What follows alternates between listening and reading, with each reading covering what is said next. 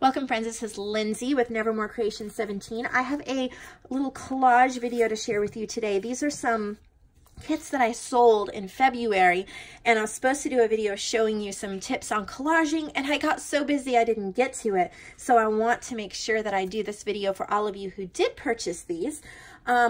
And I'm going to be working in this little 4x4 journal that I put together just so I have some blank canvases to work on. I'm just going to show you a few simple collage techniques that I like to use and that don't take, you know, too much time or effort. They're simple, they're effortless, they're fun. So we're just going to pull out our little ephemera here, and there's no more of these kits available. I believe they're all gone, but honestly it would be pretty easy for you to put something together. I've just stitched together various fabrics, various like book pages and papers, and then little pieces of ephemera. That's all I've done. So you can, this is wonderful for taking scraps, like sewing them together. I want to add more of these type things into my shop so they're available, and I will try to work on that soon. But for right now, this is what we've got. Okay, so just for the cover here, I'm going to show you something super simple that I like to do. I'm just looking through little bits and pieces of ephemera that I have here and seeing what I might want to work with. I'm really thinking this butterfly here. And then I'm going to do kind of like 3 layers. So this is 1 layer. And then I'm going to look through my fabric for a layer. And I think I'm going to go with this polka dot. So let me find my scissors, which, oh, good. I thought maybe they escaped the room. They're right here. And what's nice about these little fabric cluster, or sewn fabric cluster things, whatever you call them, booklets, you can just snip a piece off and you don't have, you know, you still have everything together. So I've got that. And then I also want to do a little bit of paper.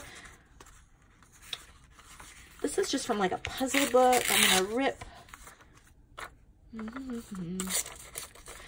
I don't overthink things. I want to. A lot of times, like, I want to overthink things, but overthinking really doesn't help. So we're not going to do any sewing, but if you have a sewing machine, you'll already know, how to use it and how to add the stitching. But I'm just going to do 3 layers, and you can do as many layers as you want. But when you're working with collage and you kind of want a guideline, the rule of 3 is really great. I think it just kind of makes your eye happy and satisfied to see 3 layers. So I've got 1, and then I'm going to glue up my fabric here. You could use Fabri-Tac. I'm just using this glue stick. Probably if I was making this to sell, then well, that actually sticks pretty good. But if it didn't, then I would want to use like a Fabri-Tac or make sure I had some stitching. I'm going to also glue this butterfly right there. So now we have a lovely, effortless collage. And what I've done is paper, fabric, paper. You don't have to do it that way, but I like the different textures. So this is kind of a, those really cheap puzzle books. So that has its own texture. This is just a cotton print, and then this is printed on like a printer paper. So as you run your fingers over, and then this is like a cardstock. So as you run your fingers over it, each layer feels different. I think that is really nice for junk journals, because you know how you like to pet them or hold them, and if they feel good in your hands, you're more likely to use them and want to use them.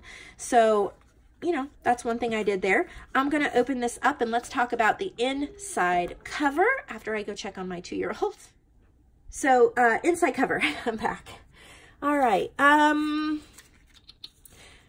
Okay. So I kind of like to do things a little bit different sometimes, not always, but I have fussy cut out this lady sitting in a chair, and she would make a great little pocket, like a corner tuck spot pocket. I do have some Fabri-Tac glue here. I do not know if it will work. Oh yay, it's working. It is cold in this back room and doesn't always, I don't want to use a glue stick for this, but I am just gluing here and here to make a little tuck spot. Just like that. And then we can tuck something in there, maybe. This really pretty little fussy cut bouquet. Okay, I'm going to give you another tip here. If you want things to fussy cut out, you do not have a whole lot of money, or you're not sure, you can't run to the store, you don't have craft stores, things like that. I'll tell you my tip or trick here. Go to, what's it called? Pixabay. Pixabay, and just search for like floral paper, vintage floral papers. I just printed some out that kind of had a repeating pattern, and then my mother-in-law sat down and we both sat down and just fussy cut a whole bunch out, and you have some great little fussy cut things as well. My 2-year-old is playing with Play-Doh, and he keeps knocking on the door because he wants me to open another Play-Doh container for him. Honestly, I could do every page, but I'm just trying to show you a couple of things. All right, so let's pull out our fabric again. What's nice with this too is you can kind of just put the clip art, whatever you want to call it. I could fussy cut that out of a vintage book. But the little pieces of ephemera, you can just put them down on all of the pieces of fabric, see what you like the best. I'm just gonna make, so here I've got the background, this one and that makes 3. These would be wonderful. 3 is not a rule. It's just, the more you do, the more there is to look at, but you also don't want to suck all your time into one collage, and you don't want it so chunky that you can't write in the rest of the journal or close the journal. I used to make that mistake a lot when making journals, and I've been trying to pay more attention to being able to write in a journal. So there's like a cute little collage we did very simply. I think like a zigzag stitching down here would look amazing as well. There's a bright one for you. Let's see. And when you have like these little, this was left over, we can just use all of our bits and scraps. I liked what Nazi said over on Amity. Oh, I even like that side better.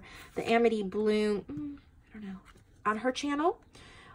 She was talking about it's only trash till we put it in our journals, and then we've turned it into art. I still don't mind calling them junk journals. She was saying she didn't like to call them junk journals, which is, I understand that, but I don't mind the name, but I like the concept of what she was saying. That these might be cutoffs that a lot of people would throw out, find no value, and yet you can really, really stretch your resources and your money by keeping those scraps. And if you wind up with a whole bunch that you're not going to use, how wonderful would it be to like throw it into an envelope and mail it off to somebody else and kind of like swap different pieces of ephemera and cutoffs and things like that. Okay, so you could also start with like a text background, and then maybe add, oh, I don't know. Let's try text on text. I've got my 2-year-old again needing me. So I'm going to finish this up and just show you. I love the text on text and it going in 2 different directions. I think that is super cute as well. Oh, hey, bud. He just walked in the room. Oh, I don't know, buddy. You can hear him in the side here, but yeah. So we're just going to glue this down as our final idea. I hope that this video gave you ideas. Whoa, buddy, don't shake the whole thing. I gave you ideas to use your scraps. And let's see, little hands. Say hi. Hi. To use your scraps up and maybe make some bundles that you can keep by your crafting table, and also little bags full of ephemera, little places that you can glue scraps in. I hope this just gave you lots of different ideas that you can use. If you have ideas that I didn't mention, I would love to see them in the comments below so that I can give me inspiration as well. I'm gonna go now and try to keep him from breaking anything in this room. I'll see you all in the next video.